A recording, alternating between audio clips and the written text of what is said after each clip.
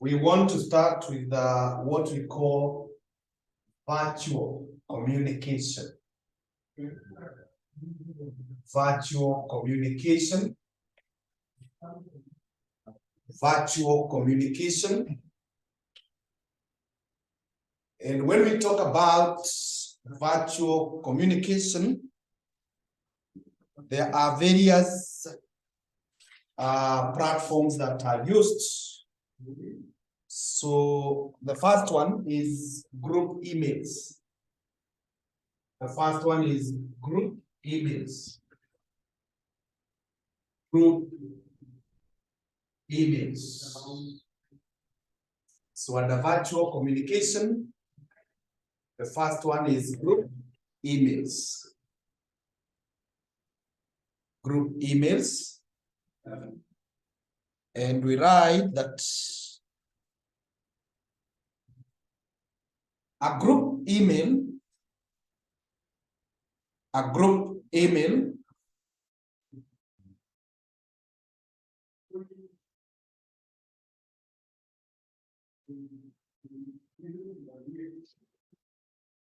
okay, so sorry for that inconvenience. We proceed and write that a group email is a collection of email accounts.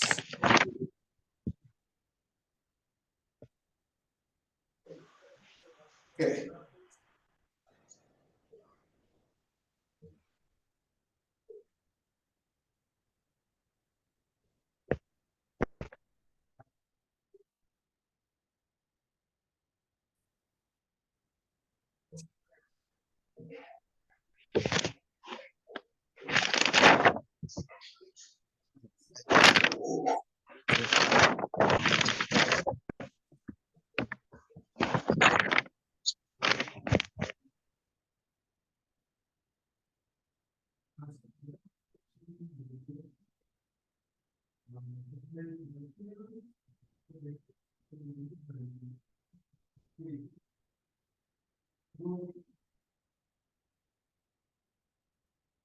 Okay.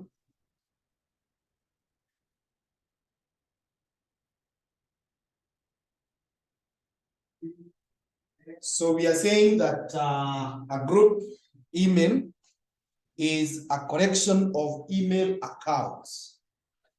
Is a collection of email accounts to which messages are sent. To which messages are sent. Yeah, that is what we call a group email. Advantages of group emails. Advantages.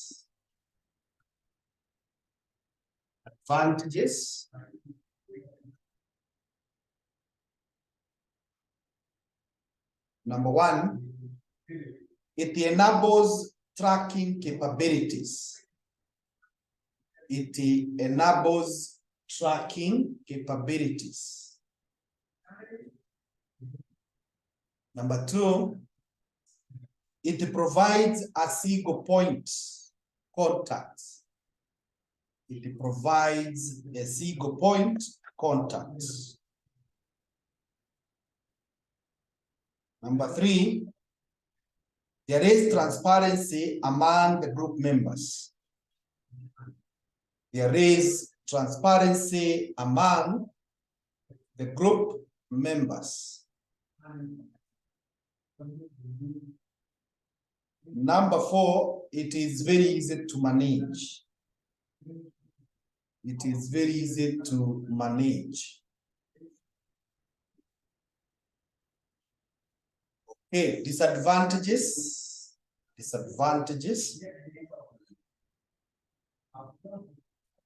It enables viruses to travel. It enables viruses to travel and infect devices easily. It enables viruses to travel and infect devices easily. Number two, reading reading, yeah, R, reading, comma, writing and responding. Reading, writing, and responding to emails can take up a lot of time and energy. Can take up a lot of time and energy.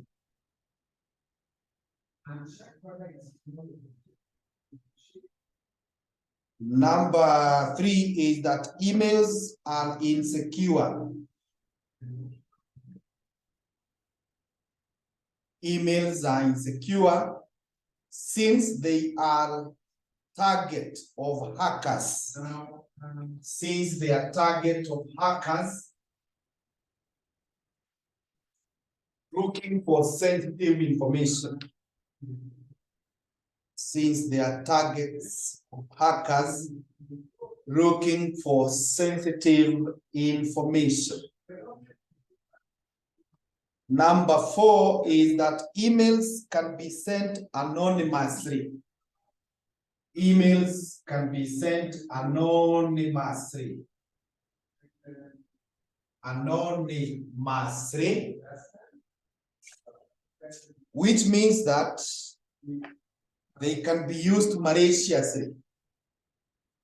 Which means that they can be used maliciously to bully or upset. To bully or upset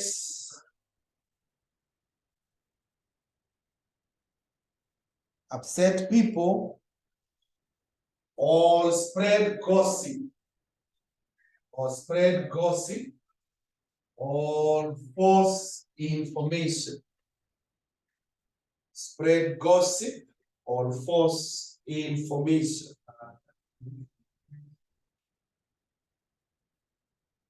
Another point is that it is easy for misunderstandings to occur. It is easy for misunderstandings to occur. It is easy for misunderstandings to occur with emails. For misunderstandings to occur with emails, as there is only text. As there is only text and no tone of voice. And no tone of voice or body language to provide context.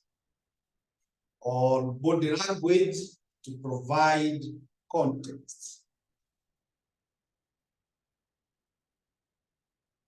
Another one is multiple emails can easily create information overload.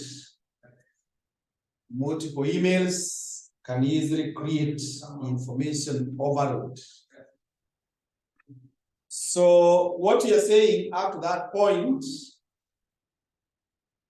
is instead of sending emails to one person at a time, you can have the contacts put in a pool so that you just write one message and at the click of the button, then all these messages, they run or they go to all the persons who are in the pool.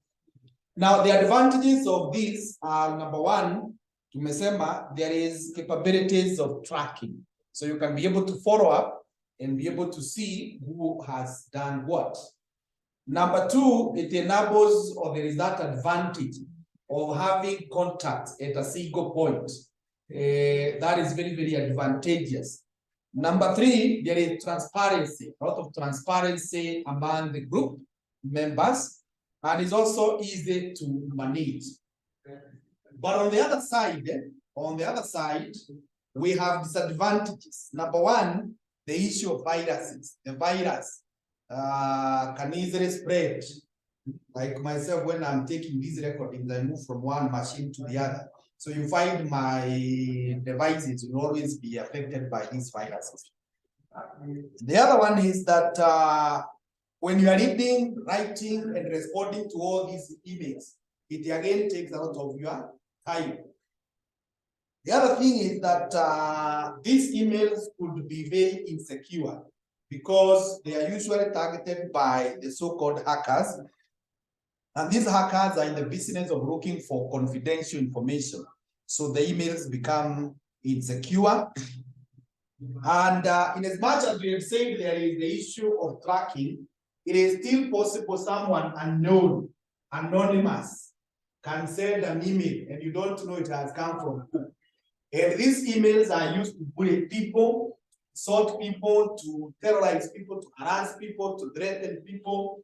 They are used to spread gossip. They are used to spread false information. They are used to make people to become bitter and so on. So that is a major disadvantage. Another one is that it is also very easy to be misunderstood because we do not have an opportunity to provide the tone. We are not able to see the person, to see the body language, so we can easily misunderstand.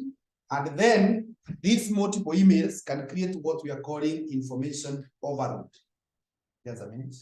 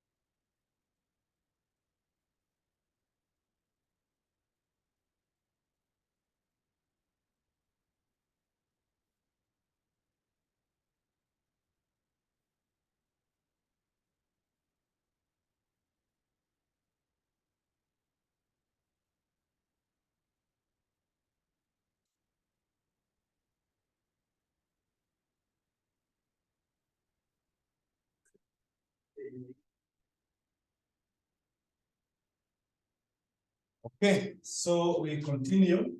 That was group emails.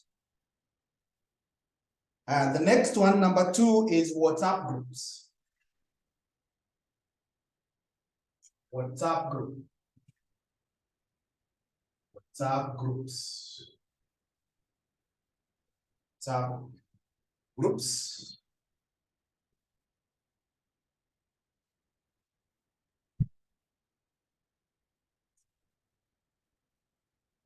We write that WhatsApp is a free messaging app.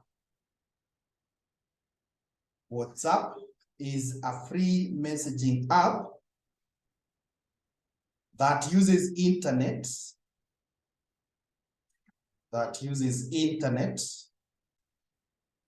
to send messages,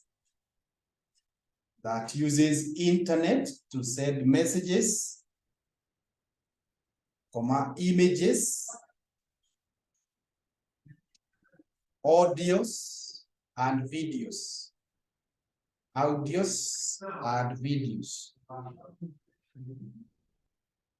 First of all, WhatsApp combines one-to-one. WhatsApp combines one-to-one, one-to-many, and group communication,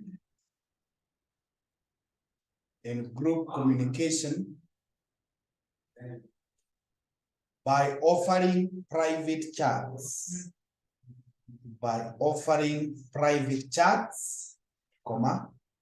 broadcasts and group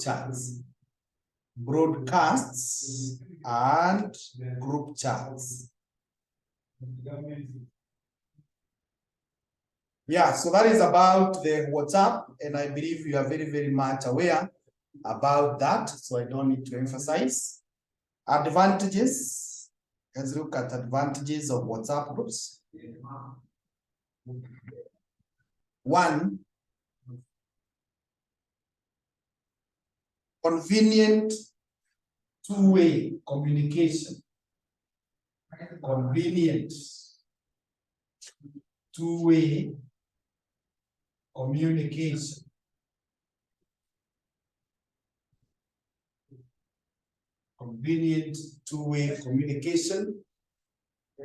Number 2, improved customer care.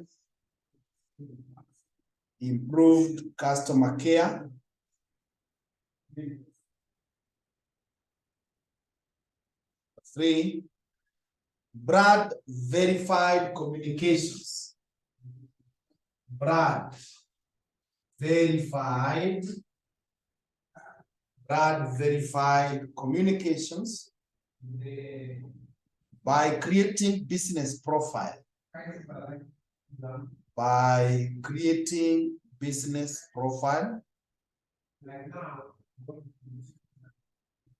Number 4 is global reach.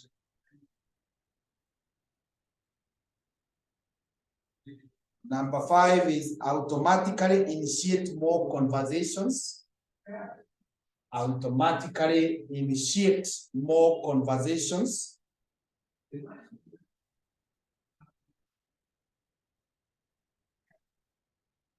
Another one is added security.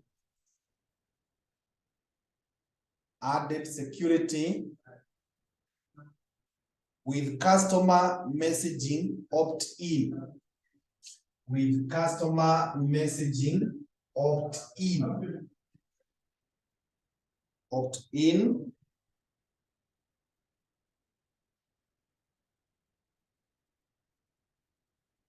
Another one is desktop and web convenience.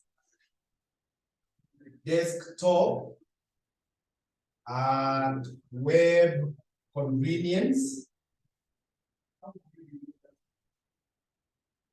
last one is delivery reports. Are available.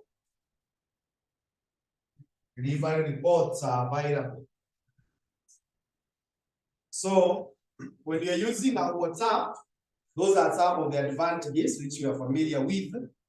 Number 1, there is a very convenient two-way communication. You are able to talk and the person talks to you. There is improved customer care, especially in business. You're able to quickly respond to what these people are asking. Then there is the issue of promoting your brand, because WhatsApp, it gives us an opportunity to create what they call the business account. So you create your business profile. So anyone looking at your WhatsApp is able to see that. There is the global reach. You are able to talk to anyone, anywhere. Nowadays, it has even made communication very easy. It's not like those days when if someone is in the US and you want to call them, it will be very expensive. But nowadays, you just chat to them, you call, you can even do a video call, and so on. There is automatic initiation of a conversation. When you see someone has written like a message, it is very easy to tell them thank you, welcome. So by and by, you find that that communication is moving on. There is added security in that people can choose whether to opt into the messages or not. We even have the facility to block people. We have the facility even to hide who will see your statuses and so on. The other advantage is that WhatsApp can be used in a desktop, a computer like this one. You can use it in a website. That's a major advantage in terms of applicability. And there is also the delivery report. We are able to know whether the message has been delivered to the phone, whether the message has been seen, whether the message has been read, and so on. So those reports are very, very important as far as communication is concerned. Now, disadvantages.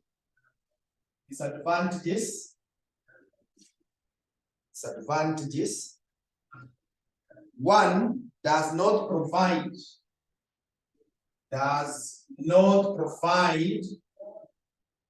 enterprise data protection. Does not provide enterprise data protection. Number two, can easily mix personal and business communication. Personal and business communication. You can easily mix personal and business communication. The other one, it lacks enterprise administration. It lacks enterprise administration. It lacks enterprise administration.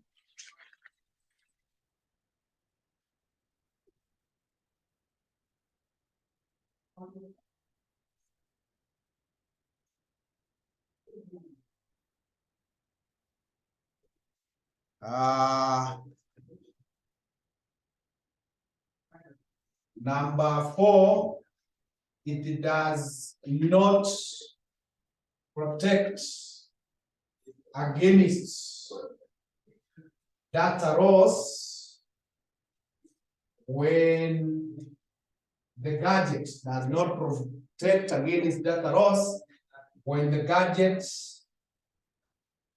is lost or destroyed. The gadget is lost or destroyed. Another problem with that is that does not price enterprise. It does not support enterprise. Enterprise file sharing. It does not support enterprise file sharing. Number six, it lacks audit proof. It lacks audit proof. So we are saying that when you have this kind of messages, the so-called WhatsApp, the WhatsApp messages, one, they do not provide what we are calling enterprise data protection. So the data is very open to anyone and it can be accessed. Number two, it is very easy for people to mix what? Personal and business communication. You find like now, these people who are at our front office and they have the school phone. So when they are chatting, they can easily chat even at personal level. The other thing is that there is no administration. You see, as a school, it is very difficult now to monitor how they're using the phone. In a company, it's also very difficult to monitor how they're using the phone. It does not protect against data loss when the gadget is destroyed or it has an issue. Like right now, myself, I'm experiencing a problem because my phone has a problem with charging. And I'm fearing now changing to another handset. Although I'm told it's possible you change and still retain everything. But that is possible if you are in control. But assume the gadget imeharibika before you transfer the data or imepotea. Yeah? So that means you lose everything. The other thing is it does not support enterprise file sharing. So we cannot share a lot of files. Actually, if you try to save some files, some sizes, you will find that the WhatsApp cannot support it, even some videos. So it supports only small documents. And then there is lack of audit proof. We cannot be able to show that so and so did what or did not do what. So that is all about WhatsApp, which you are very, very familiar with. The next virtual communication, number 3, is called social media. Social media. Social media, that is number 3 now. And write that social media is a computer-based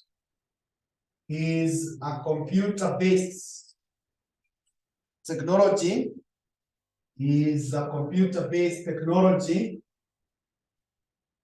that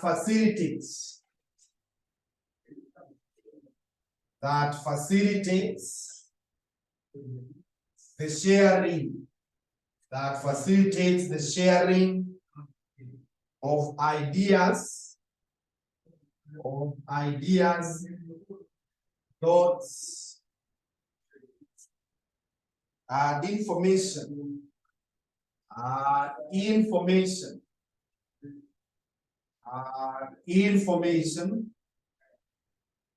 through the building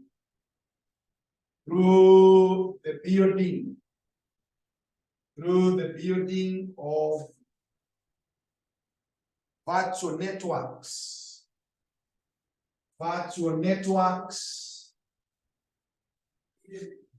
networks and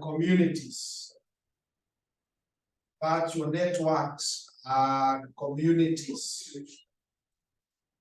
So social media is a computer-based technology that facilitates the sharing of ideas, thoughts, and information through the building of virtual networks and communities. Social media refers to any digital.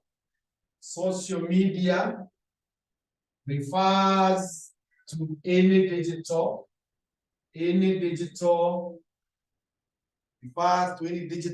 tool that allows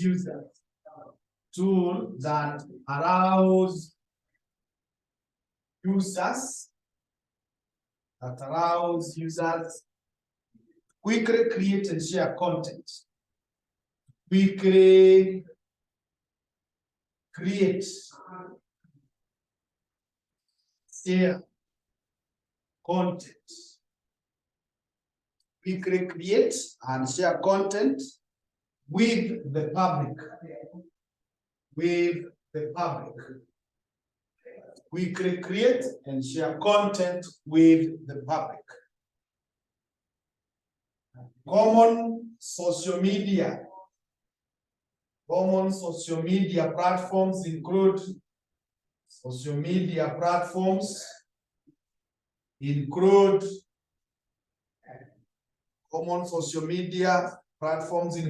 blogs. We have Facebook. We have Twitter. We have YouTube. We have Instagram. Instagram, we have LinkedIn, we have TikTok, etc. So those are the most common social media platforms that we have today. So we are saying social media is simply any digital tool, anything that is using computers and internet, and is helping us to create and to share content. To create and to share content. That's why you hear the artists being called content developers or content creators. Okay, let's look at advantages of virtual communication. Advantages of virtual communication. Now, all of them.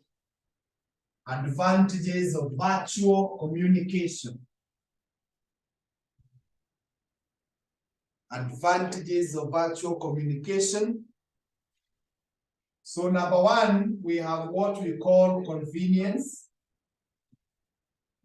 Number two, there is the issue of time saving. Time saving.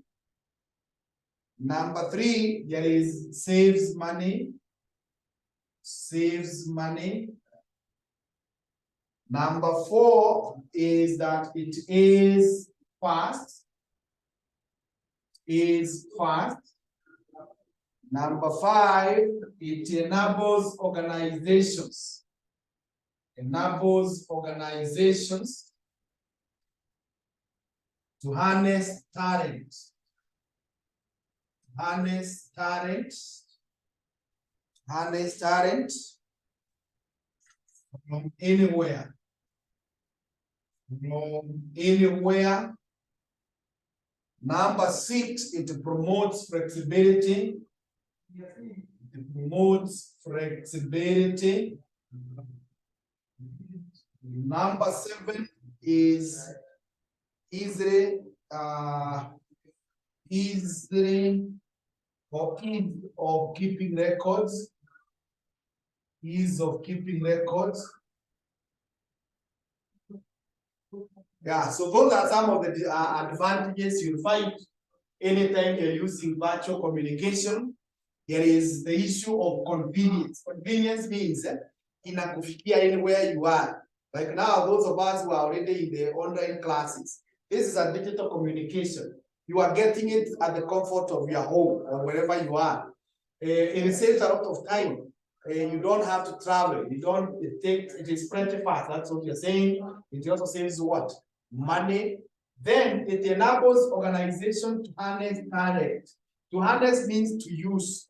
You can be able to use, you can be able to develop talent. So someone who is far away, like the other day I saw that now it is possible when they go to a theater in a hospital, then one of the doctors who is supervising the surgery to be far away, like maybe surgery is happening in Murang'a and the doctor is here in Nairobi, but he's able to instruct those guys who are there real time, do this, do this, do this. So those gadgets, it's about virtual communication, and therefore we can harness talent.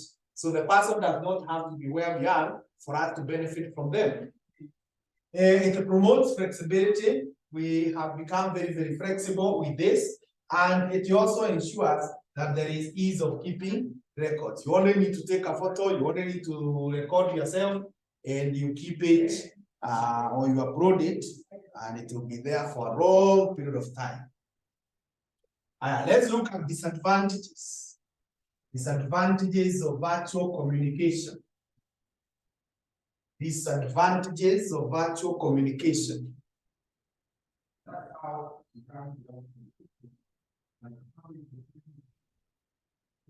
One, it is affected by technical problems relating to softwares. Relating to softwares and hardwares.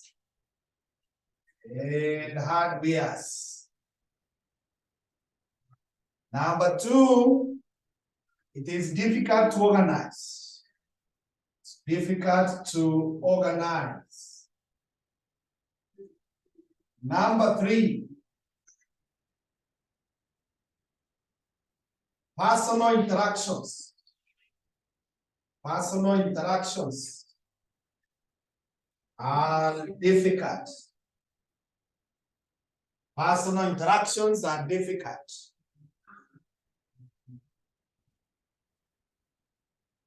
Time difference. Time difference among participants. So what are the problems you find when we have virtual communication?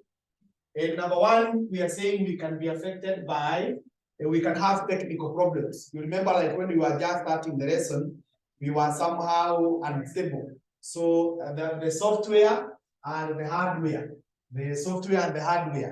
can be affected. It is also very difficult to organize and even to supervise. It's very difficult. And then there are no personal interactions. The personal interactions, and this is one of the things that has become characterized, a major character in our modern society. You find people are together, but they are all in their phones. Even in the house, you are all there. And even some people have come to visit, and they are on the phone.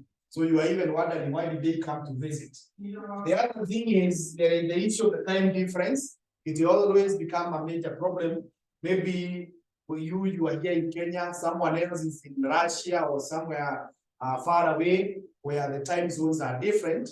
That creates trouble in communication. Good. So that is all about virtual communications. Let's now cross over to something else called meetings.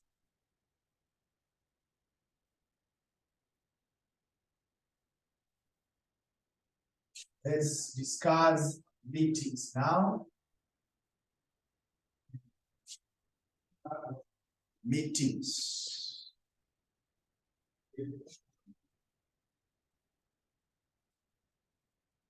And we know that a meeting is an assembly. A meeting is an assembly of persons.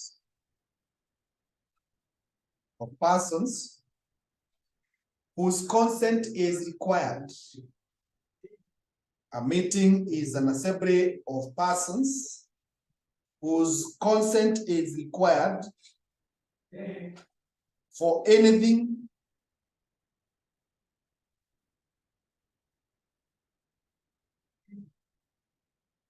to be decided. For anything to be decided. For anything to be decided, full stop.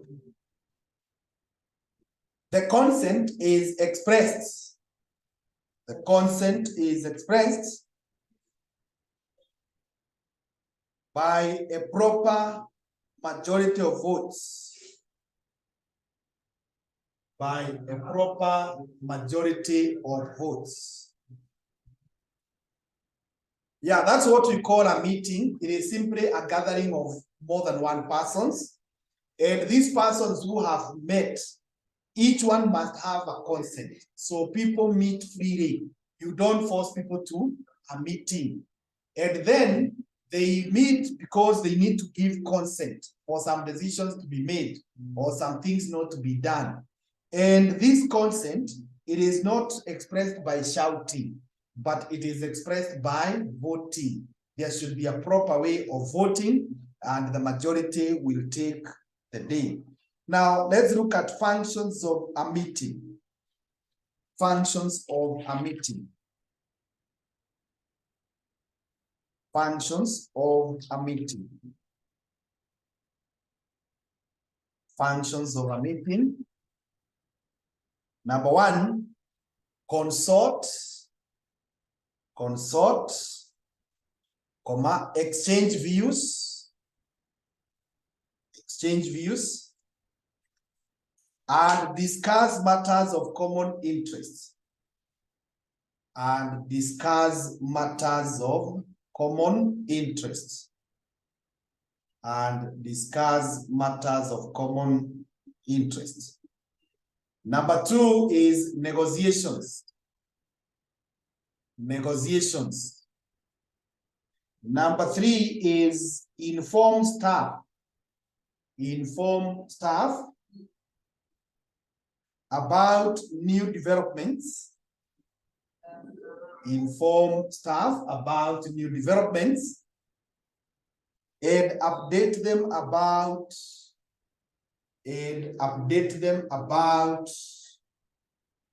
the current developments. And update them about the current developments. Number 4 is make decisions democratically. Make decisions democratically. Another one is solve problems by pooling expertise. Solve problems by pooling expertise. Another one is plan and monitor progress. Plan and monitor progress. Number 7 is investigate occurrences. Investigate occurrences. Another one is make recommendations. Make recommendations. So those are some of the reasons why people meet, why a company will organize for a meeting. One is that we are able to consult, we are able to exchange ideas, we are able to discuss matters that are of common interest to us. Then we are also able to negotiate, we are able to discuss, we are able to inform the staff about the new development. If there is something new we want to start, we inform them. And if there is something that has been ongoing, we also update them on the progress. It is also used to make decisions democratically. We have said there is the issue of voting. We also gather together so that we can pool expertise and solve the problems at hand. When we meet together, we come with different types of knowledges, different experiences, which help us to solve the problems. Another one is it helps us to plan and to monitor progress. We are able to plan and monitor the progress so well of what is happening. We are able to investigate occurrences. If something has happened, you will hear that the board is meeting, the seniors or whoever are meeting. And then we are also able to make recommendations. Okay, now from there, let's look at types of meetings. Types of meetings. Types of meetings. So I want to give Fatima a few minutes for prayers, 10 minutes, and I'll be back to pick up from there.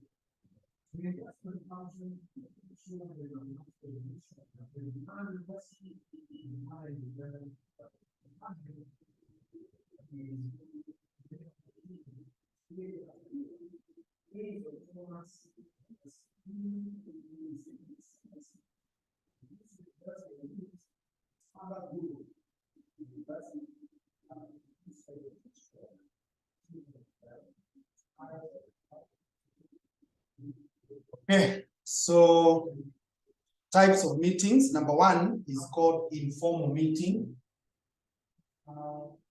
Informal meeting. Informal meeting.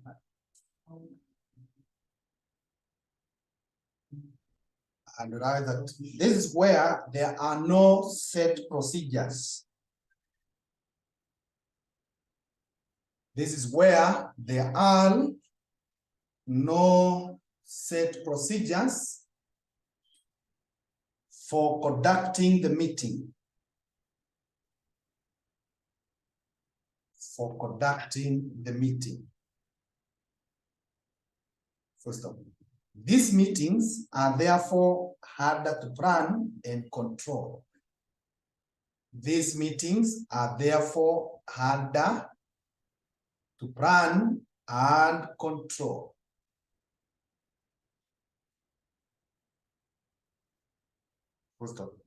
They are usually called at a short notice. They are usually called at a short notice, either by a means of a note, either by a means of a note or word of mouth. Or word of mouth. First of all, the meetings do not have an agenda. The meetings do not have an agenda. Yeah, that is what we call informal meeting. We are saying there are no laid down procedures of how the meeting should be called, how it should be conducted, who should be the chair, who should speak, what should they speak. That's why actually we are saying there is even no agenda, and it is therefore very, very difficult even to plan and control this meeting. Yeah, there are no rules that guide the meeting. Number two, formal meetings. Number two, naitwa formal meeting. Formal meeting.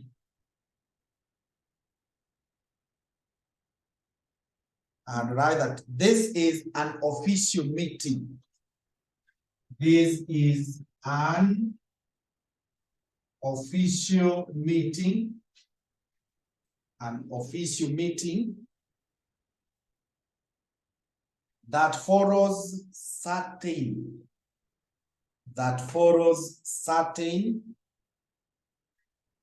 laid down procedures. Laid down procedures.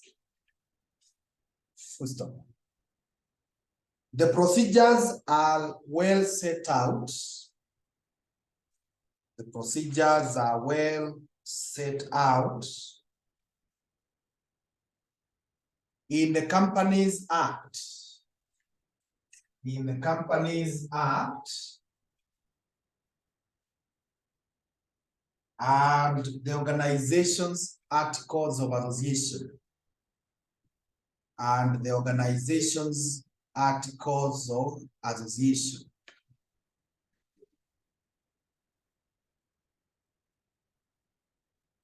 Yeah, so that is what we are calling official meeting. It is a meeting that has procedures. Procedures that help us to know who should call the meeting, how should the meeting be called, the notice should be sent after how many days, before how many days, who should be the chairman, who should speak, how do we vote. So all those things guiding the meeting, they are there. And those set guidelines, they are captured in what we call the Companies Act, because we are talking about companies. And also, the company could have its own internal arrangements, which we call articles of association. They guide how to do their meetings. Number three is called command meetings. Number three is called command meeting. Command meeting. Command meeting. And write that this is a meeting between managers and their subordinate staff.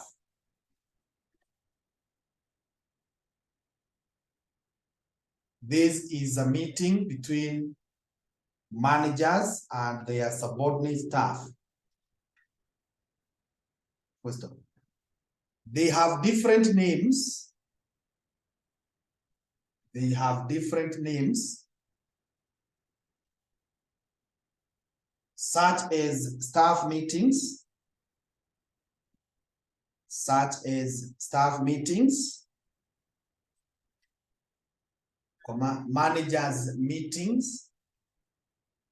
managers meetings, conferences, etc.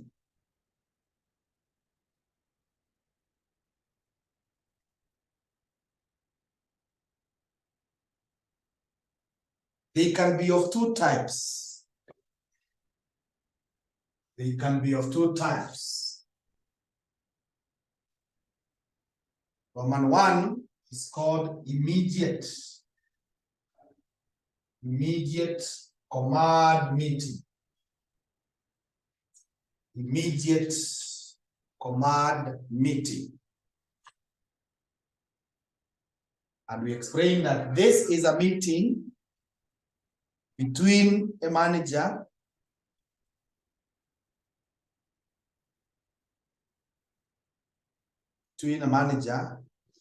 and those immediately directly below him. And those immediately directly below him. Immediately directly below him, first of all. It is therefore a very small meeting. It is therefore a very small meeting.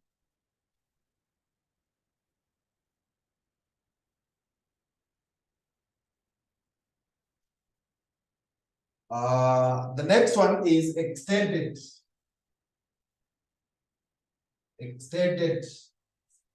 command meeting. Extended command meeting.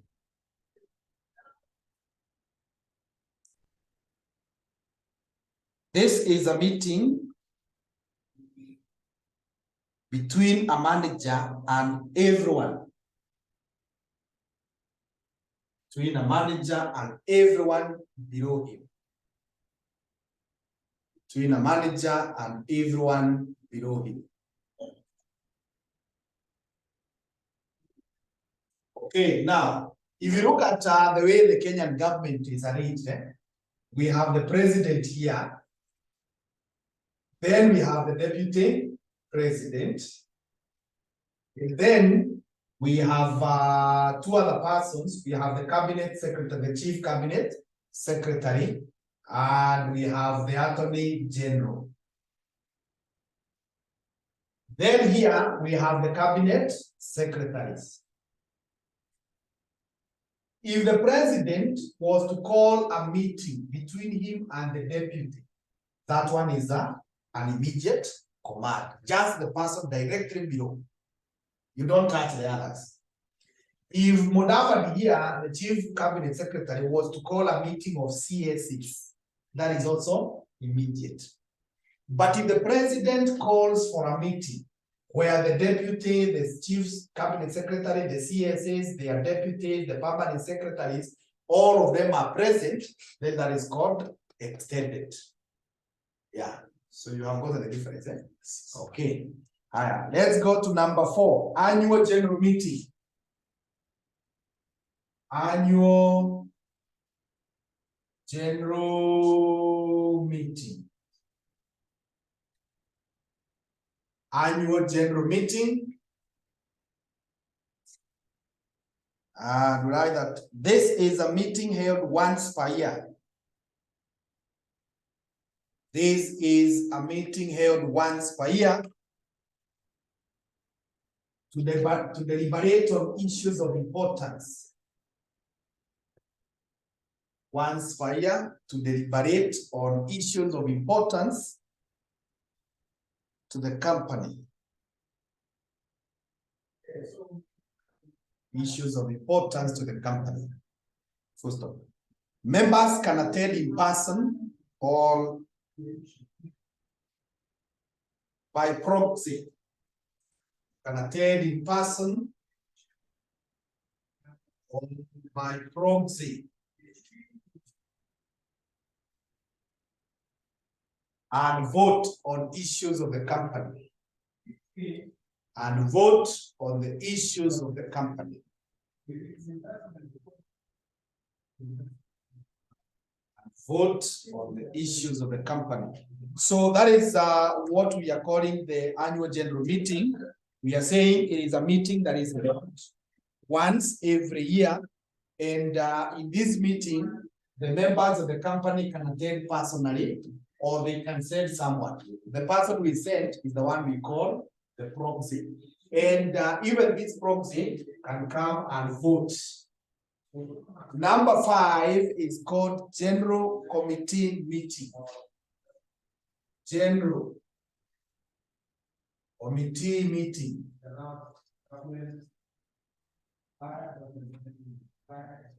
General Committee Meeting.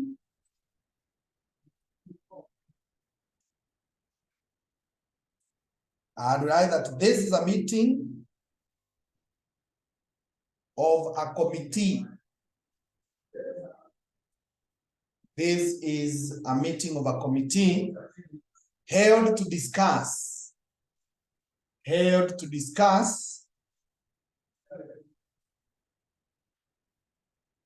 the issue that has led to the creation of the committee. Held to discuss the issue that has led to the creation of the committee. Yeah, number 6. Number 6 is subcommittee meeting. Subcommittee meeting. Subcommittee meeting. And rather, this is a meeting made up of members. This is a meeting made up of members.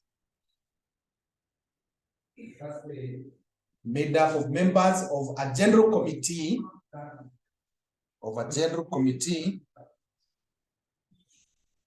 Who have been given a specific task to perform. Who have been given a specific task to perform, which does not require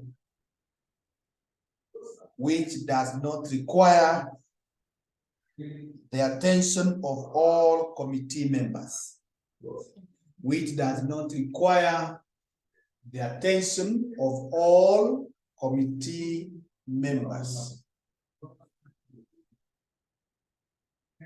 You see, like now, there is the Presidential Task Force that is looking on matters education. They were told to look at CBC, they are looking at high school, they are looking at university and so on. Now that committee, if they meet, that is what you're calling general committee. They meet to discuss the reason why they have been created. But inside that committee, if the committee, for example, is made up of 25 persons, they can subdivide themselves. Waseme, 5 of us wataenda kuangalia mambo ya primary school. 5 of us wataenda kuangalia mambo ya secondary. 5 of us will go to look at the colleges. 5 of us will go to look at the universities. And 5 of us will go to look at other issues. So those now become subcommittees. Then the subcommittees, once they are done, they come and report to the main committee. So they are like what we call the working teams. Number 7 is called extraordinary general meeting. Extraordinary general meeting. Extraordinary general meeting. And write that these are held to discuss matters. These are held to discuss matters which cannot wait until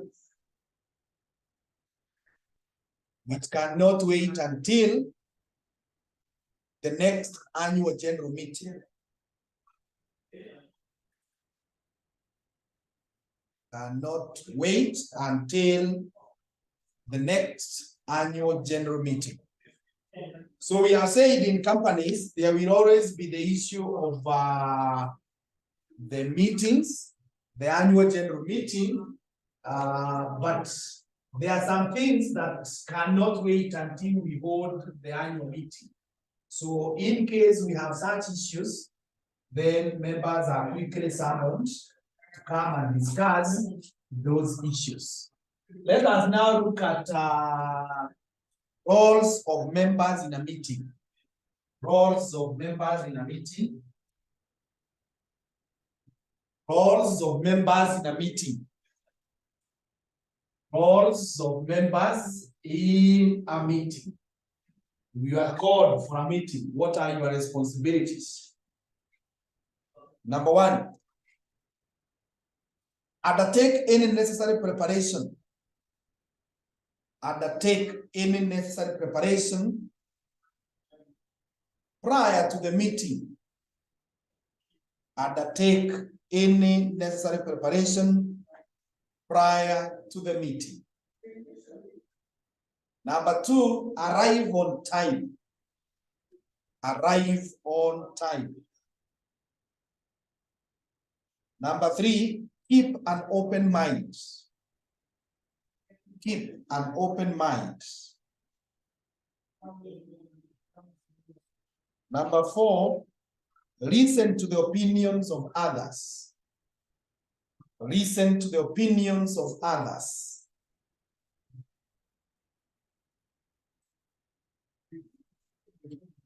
Number five, participate by asking relevant questions. Participate by asking relevant questions and giving opinions, and giving honest opinions, and giving honest opinions.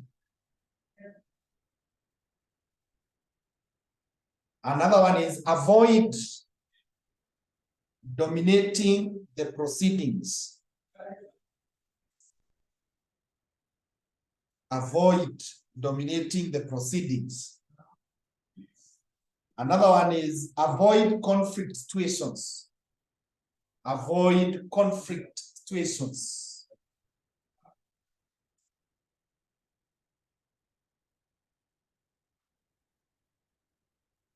Another one is avoid conversations. Avoid conversations that distract others. Avoid conversations that distract others.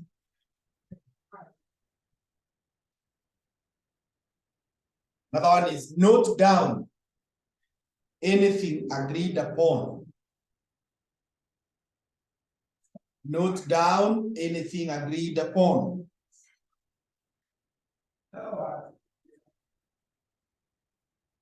Number 10 is after the meeting,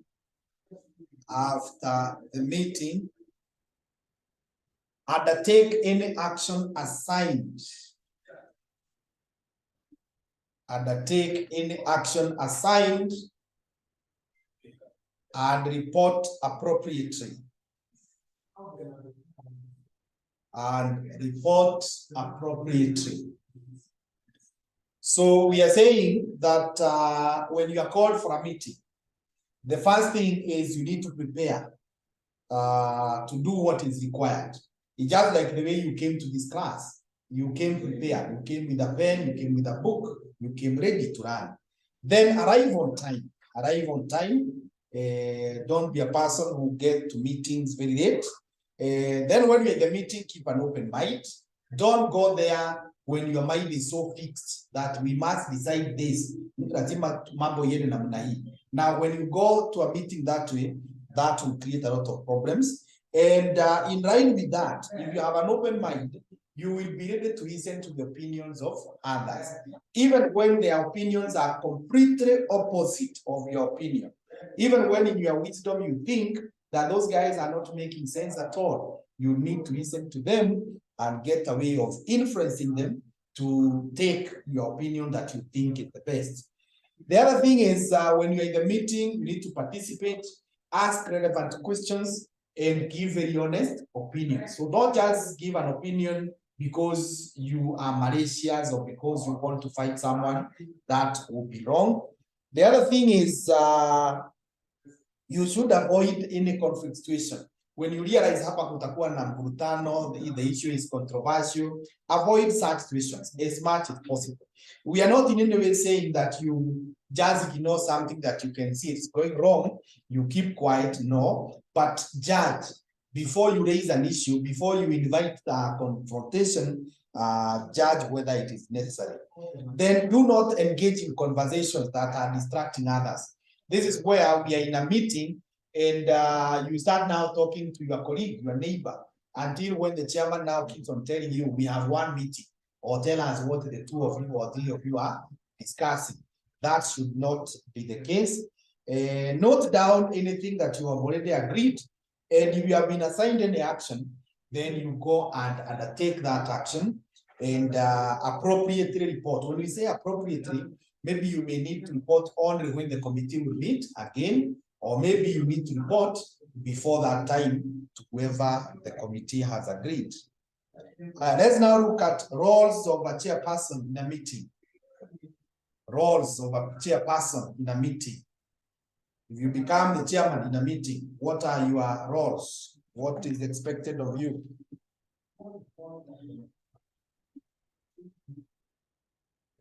Number one, determine if quorum is present. Determine if quorum is present. Number two, call the meeting to order. Call the meeting to order. Number three, announce agenda items as they come up. Announce agenda items as they come up. Announce agenda items as they come up. Number four is ensure all opinions are given a fair hearing. Ensure all opinions are given a fair hearing.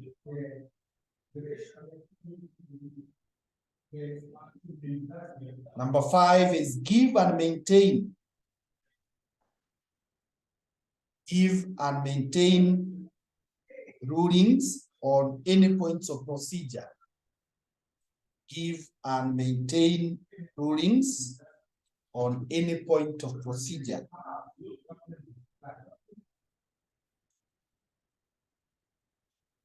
Another one is order remand of disorderly members. Order remand. Remand of disorderly members.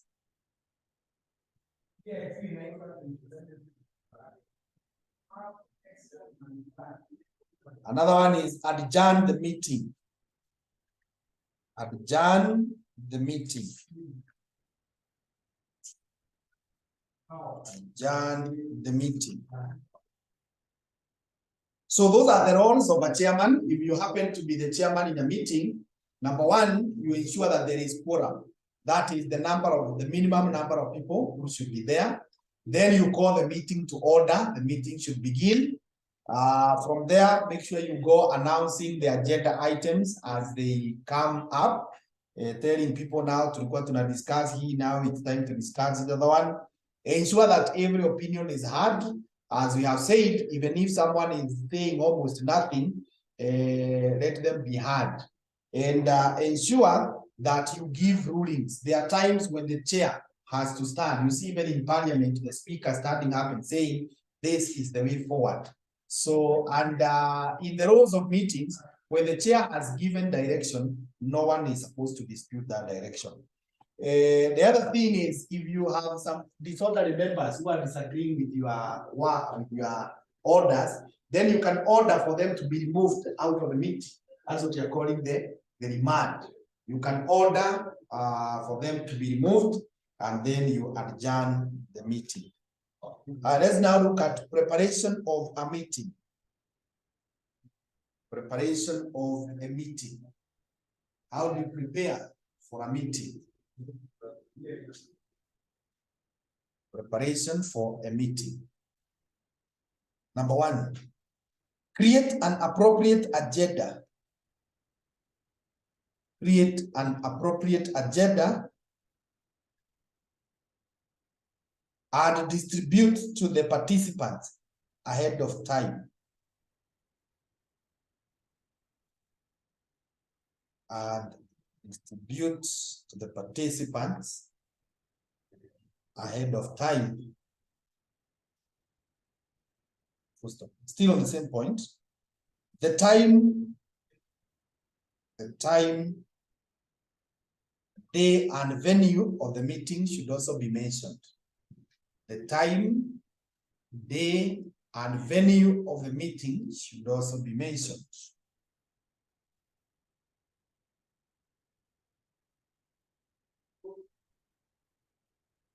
Number 2 is define the meeting objectives.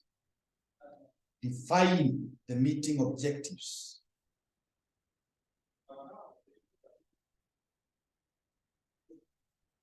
Number 3 is invite the right persons to the meeting via a notice. Invite the right persons to the meeting via a notice.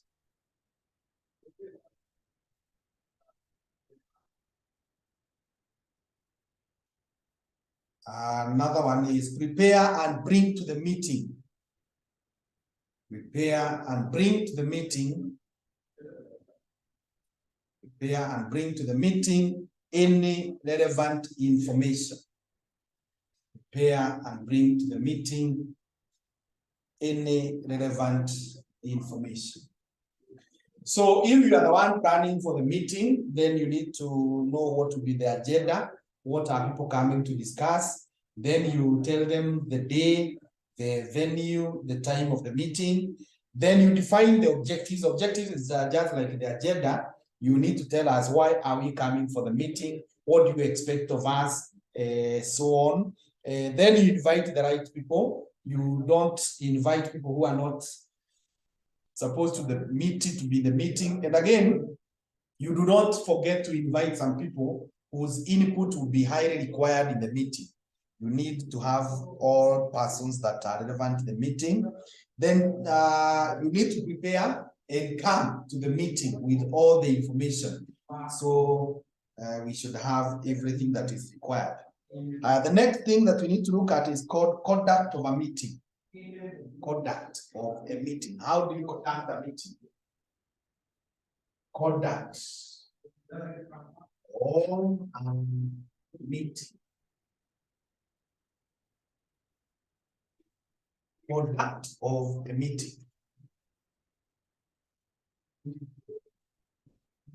And write that meeting procedures may vary. Meeting procedures may vary according to the level of formality required. Meeting procedures may vary according to the level of formality required to complete the agenda of a meeting efficiently.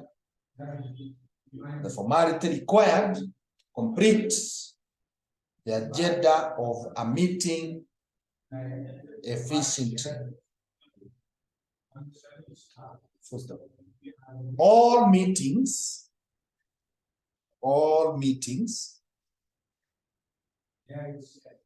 regardless of size or purpose, regardless of size or purpose, have the following things in common. Have the following things in common.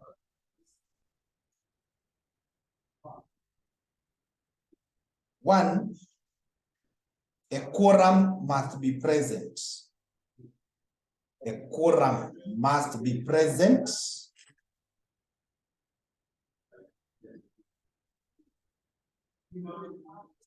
Number 2, someone must chair the meeting.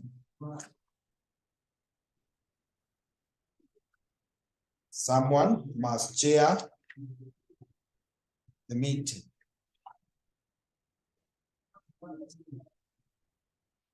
Number 3, someone should minute the proceedings. Someone should minute the proceedings.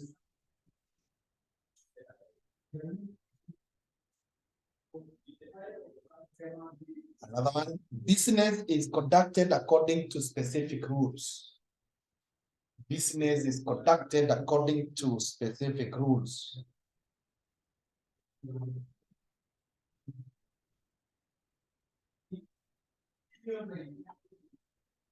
Number 5, all members should receive a notice in advance.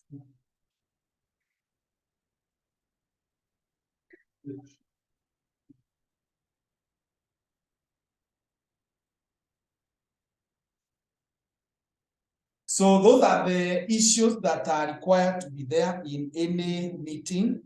The quorum must be there in any meeting. There will always be quorum. There will be someone who will chair the meeting. There will be someone who will take the minutes, and there will be the rules that will be followed in conducting the meeting.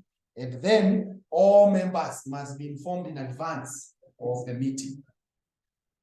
Down there is an independent sentence, but still under the conduct of a meeting. We write that effective meetings should have the following characteristics. Effective meetings should have the following characteristics. Effective meetings should have the following characteristics. 1, they achieve the objectives. They achieve the objectives. They achieve the objectives. Number 2, they take a minimum amount of time. They take a minimum amount of time.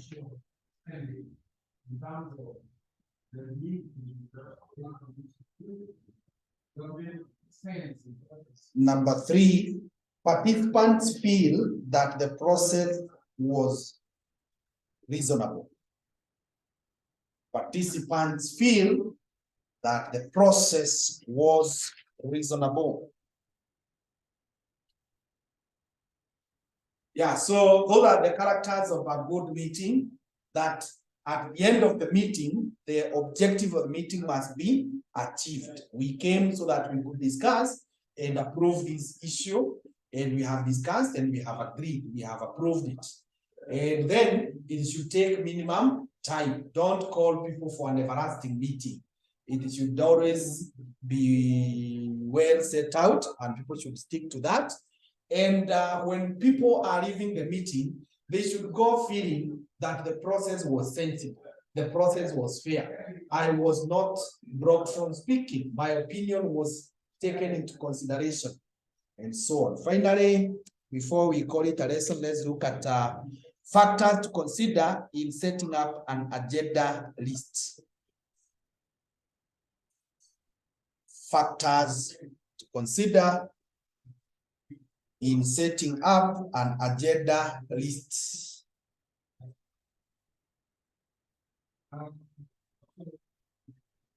One, priorities. Priorities.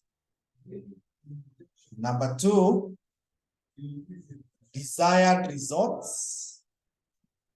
Desired results. Number 3, participants. Participants. Number 4 is sequence. Sequence. Number 5 is time required for each item. Time required for each item.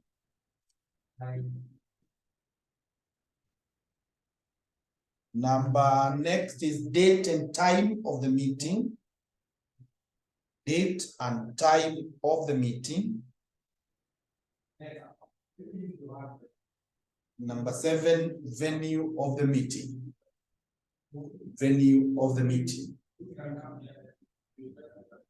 So when you are setting the agenda of the meeting, those are some of the things that you need to consider what are the priorities? What is a must? What must we, before this meeting ends, what must we have discussed? So what must have been discussed, unaiweka ikuwa ya kwanza. So that even if people take time, isipungiwe, because some others may be locked out because of time. What results do you desire? That will help you in setting the agenda of the meeting. Who will be the participants? Do they have the capacity? Do they have the ability to handle the agenda? The sequence, how will things flow? What will come before the other one? The time that each item requires. There are some items that only require 2-3 minutes. Others, they require even 2 hours as members discuss. You need to appreciate that. The date and the time of the meeting. If you are meeting in the morning, you can bring an agenda that will be very, very involving. Because people will be fresh, most likely. But if you are meeting in the evening after work, maybe the meeting is starting at 6 or even 8 p.m. You don't bring very difficult issues. You don't bring issues that will take a lot of time. You need to consider that. The venue of the meeting, where will the people be? Is it virtual? Will they be in the company premises? Will you have taken them for a retreat? What will be the venue of the meeting? So I think we can call it a lesson at that point and hope to pick up from there in our next lesson. Thank you.